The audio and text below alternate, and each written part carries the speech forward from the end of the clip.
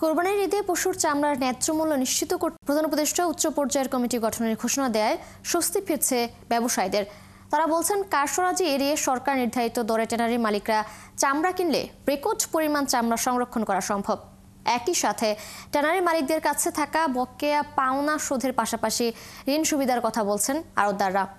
জহুরুল ইসলামের ক্যামেরায় সাইফুল ইসলাম শিল্পীর তথ্য ছবিতে প্রতিবেদন।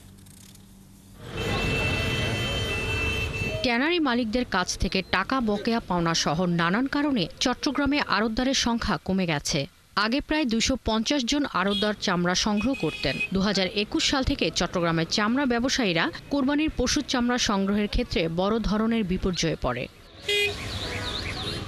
কোরবানির দিন ঘন্টার পর ঘন্টা অপেক্ষা করেও চামড়া বিক্রি করতে না পেরে রাস্তায় নষ্ট হয়েছিল হাজার হাজার পিস চামড়া। এমনকি গত বছরেও কিছু চামড়া নষ্ট হয়েছিল। এই অবস্থায় চামড়ার ন্যায্য মূল্য নিশ্চিতে কমিটি গঠনের নির্দেশ দিয়েছেন প্রধান উপদেষ্টা ডক্টর মোহাম্মদ ইউনূস। আর তাতেই স্বস্তি ফিরেছে ব্যবসায়ীদের মধ্যে। আমাদের যে টার্গেটগুলো থাকে 2000, 4000, 3000 এরকম প্রত্যেক আড়তদার কাছে, ওগুলো টার্গেট যদি পূরণ হয়ে যায় ওরা তো দাম ধরে বসে থাকে। সরকারের কাঁচা রেট দিছে কিন্তু লবণগুলো যুক্ত করে না এখানে, লেবার খরচ যুক্ত করে না এখানে। সরকারের নির্ধারিত দাম থেকে আমাদেরকে দাম কমায় ফেলে এখানে এসে আবার আমরা তো কাঁচার মধ্যে কোনো একটা মালও বাদ কিনতে পারি না।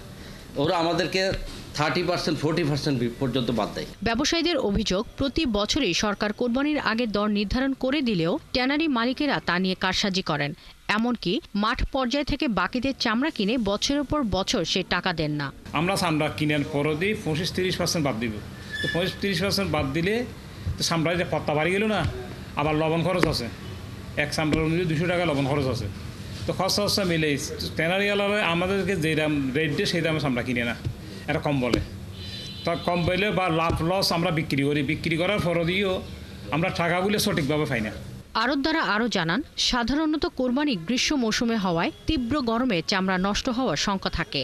তাই বেশি দর পাওয়ার আশায় দীর্ঘক্ষণ চামড়া ফেলে না রেখে সংরক্ষণের ব্যবস্থা করার পরামর্শ দেন তারা। আমাদের খরচা ওই বাদসহ 400 টাকার উপরে পড়ে।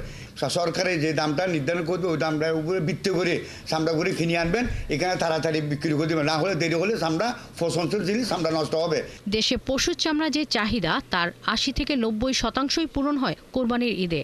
চামড়া সংগ্রহের এই মৌসুমে চট্টগ্রাম নগরের মুরাদপুর থেকে অক্সিজেন, তুরাগ আতুরার ডিপো এলাকার ছোট বড় 250 আড়তে 3 লাখ পশুর চামড়া সংরক্ষণের সক্ষমতা রয়েছে। শাকিলা শম্পা, 71।